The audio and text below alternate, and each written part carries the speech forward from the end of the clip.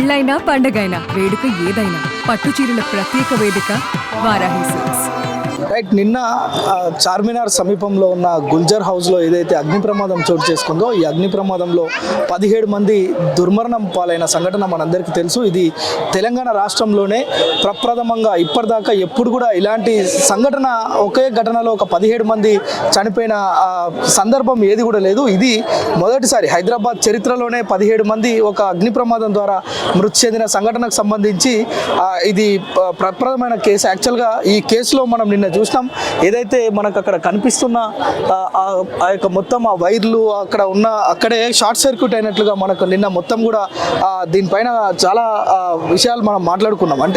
అయితే సాయంత్రానికి కొంత ఎలక్ట్రిసిటీ డిపార్ట్మెంట్ కావచ్చు, అదేవిధంగా ఫైర్ సిబ్బంది కావచ్చు, ఫైర్ సిబ్బంది మొత్తం కూడా ఇది కంప్లీట్గా మార్నింగ్ నుంచి వాళ్ళు చెప్పడం కంప్లీట్గా ఇది షార్ట్ సర్క్యూట్ వల్ల అయిందని ఫైర్ సిబ్బంది చెప్పారు. కానీ సాయంత్రానికి సీన్ రివర్స్ అయిపోయింది. ఇక్కడ ఒకసారి అంటే ఈ ఫీజులు ఎలక్ట్రిసిటీ సిబ్బంది వచ్చి మొత్తం ఆ వైర్లు, ఆ ఫీజులు, ఆ ఏసీలు ఇవన్నీ పరిశీలించిన తర్వాత ఒక నిర్ధారణకు వచ్చి ఇది కంప్లీట్గా ఏదైతే ఫైర్ యాక్సిడెంట్ కాదు అని చెప్పి వాళ్ళు కూడా, అంటే ఈ రెండు శాఖల మధ్య సమన్వయం. మరొక వైపు ఈ కుటుంబ సభ్యులు నిన్న ఏవైతే కర్మకాండలు అయిపోయాయో 17 మందికి సంబంధించిన కర్మకాండలు పూర్తయిన తర్వాత ఆ కుటుంబ సభ్యులు ఉత్కర్ష్ అనే ఒక వ్యక్తి తను చార్మినార్ పోలీసులకు రిటర్న్గా ఫిర్యాదు చేశాడు. మొత్తం అంటే దీనిపైన మాకు కొన్ని అనుమానాలు ఉన్నాయి. నిన్న 6 గంటల 10 నిమిషాలకు తన తండ్రి ప్రహ్లాద్ మోడీ తనకు కాల్ చేసి ఇంటికి రమ్మన్నట్లుగా తను కాల్లో చెప్పినట్లుగా వాళ్ళు ఇక్కడికి వచ్చే వరకే 2 ఫ్లోర్లు, ఫస్ట్ ఫ్లోర్ అదేవిధంగా మొత్తం గ్రౌండ్ ఫ్లోర్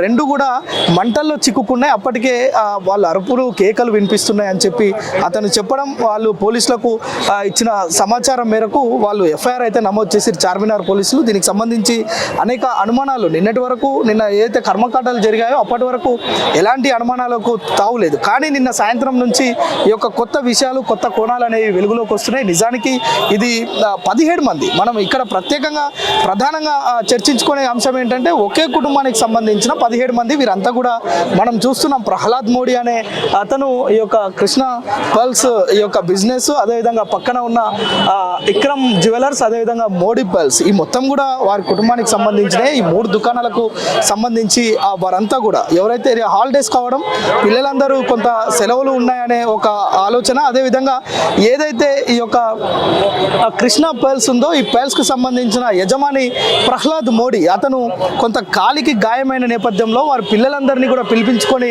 ఓవైపు సెలవులు, అదేవిధంగా కొంత వాళ్ళు రిలాక్స్ అవుదాం, పిల్లలతో గడుపుదాం అనుకున్నారు. వాళ్ళందరూ కూడా పిలిపించుకునే ప్రయత్నం చేసిండు.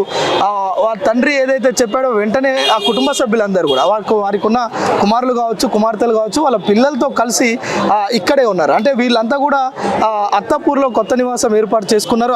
అది కూడా కొంత పెండింగ్లో ఉంది. ఇంటీరియర్ వర్క్ అవుతున్న నేపథ్యంలోనే అక్కడికి వెళ్ళలేదు. వారంతా కూడా ఇక్కడే స్టే చేసిన పరిస్థితి. మన తండ్రి చెప్పిన మాటను వెంటనే వారంతా కూడా ఇక్కడికి వచ్చి మొన్న శనివారం రాత్రి ఒక ఫంక్షన్కి వెళ్ళి అందరు కూడా అక్కడ ఫంక్షన్లో సరదాగా గడిపి మళ్ళీ వచ్చి నైట్ 2 గంటల సమయంలో పడుకున్నారు. వీరంతా కూడా ఉదయం 5:30-6 గంటలకు వ్యాపించిన ఈ యొక్క మంటల్లో కుటుంబం మొత్తం కూడా చిక్కుకుపోయి 17 మంది అక్కడికక్కడే దుర్మరణం పాలయ్యారు. అయితే ఆ సంఘటన జరిగిన నేపథ్యంలోనే ఒక మహిళ బచావ్ అని అరవడంతో ఇక్కడున్న గాజుల వ్యాపారులు ఒకరిద్దరు వెంటనే ఈ యొక్క షట్టర్లు ఎత్తి లోపలికి వెళ్ళి వారిని కాపాడే ప్రయత్నం చేశారు. అయితే దట్టమైన పొగలు, విపరీతమైన మంటలు వ్యాపించడంతో 17 మంది అక్కడికక్కడే మృతి చెందినట్లుగా మనకు తెలుస్తుంది. అయితే ఒక 2-3 మాత్రం సేవ్ చేశారు. ఒక 4 ఇక్కడున్న గాజుల వ్యాపారులు సేవ్ చేసినట్లుగా తెలుస్తుంది. వారికి కూడా వెంటనే ఇక్కడ సమీప హాస్పిటల్కి తరలించి వారందరికీ కూడా చికిత్స అందించారు. అయితే ఆ 4 మాత్రమే సేవ్ అయ్యారు. మిగతా 17 మంది, 21 మందిలో 17 మంది మృతి చెందిరు.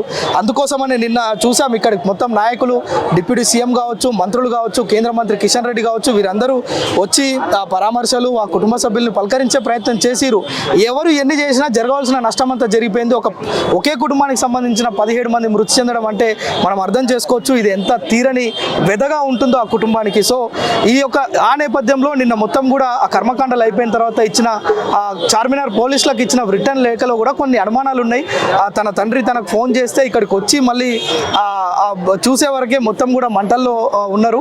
అయితే ఇది షార్ట్ సర్క్యూట్ అయిందా లేదంటే ఇంకేమైనా కుట్రకోణం ఉందా, దీనిపైన లోతైన దర్యాప్తు చేయాలని చార్మినార్ పోలీసులను కూడా తను కోరినట్లు ఉత్కర్ష్ కోరినట్టుగా తెలుస్తుంది. అయితే ఇప్పటికీ ఇక్కడికి పోలీసులు వచ్చి, పోలీసులే కాదు ఇక్కడికి వచ్చి మొత్తం కూడా వీటి శాంపిల్స్, అదేవిధంగా స్క్వాడ్స్ ఇక్కడికి వచ్చి ఇక్కడ మొత్తం కూడా పరిశోధన చేయాల్సిన అవసరం ఉంది. పరిశోధన చేసి నిజ నిర్ధారణ చేయాలి. ఎట్ ద సేమ్ టైం వారికి న్యాయం చేయాల్సిన అవసరం కూడా ఉంది. మరోవైపు కుటుంబ సభ్యులంతా కోల్పోయిన నేపథ్యంలో ఇటు రాష్ట్ర ప్రభుత్వం 5 లక్షలు ఎక్స్గ్రేషియా, అదేవిధంగా కేంద్ర ప్రభుత్వం 2 లక్షల ఎక్స్గ్రేషియా ప్రకటించినప్పటికీ కూడా, అంటే ఇక్కడున్న చాలా మంది అనుకుంటున్నారు కుటుంబం అంతా పోయిన తర్వాత ఎక్స్గ్రేషియా ఎవరికి ఇస్తారనే ఒక వాదన కూడా వినిపిస్తుంది. ఏది ఏమైనప్పటికీ కూడా ఈ యొక్క చార్మినార్ గుల్జర్ హౌస్ సమీపంలో జరిగిన ఈ యొక్క ఘటన మాత్రం చాలా దురదృష్టకరంగా, అదేవిధంగా ఇందులో నిజ నిర్ధారణ చేయాల్సిన అవసరం ఉందని చెప్పి కూడా మిగతా ఎవరైతే ఆ కుటుంబ సభ్యులకు సంబంధించిన బంధువులు, మృతుల బంధువులు కూడా డిమాండ్ చేస్తున్న పరిస్థితి.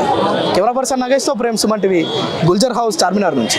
సుమన్ టీవీలో మీ పర్సనల్ అండ్ బిజినెస్ ప్రమోషన్స్ కోసం కింది నెంబర్కి కాంటాక్ట్ చేయండి.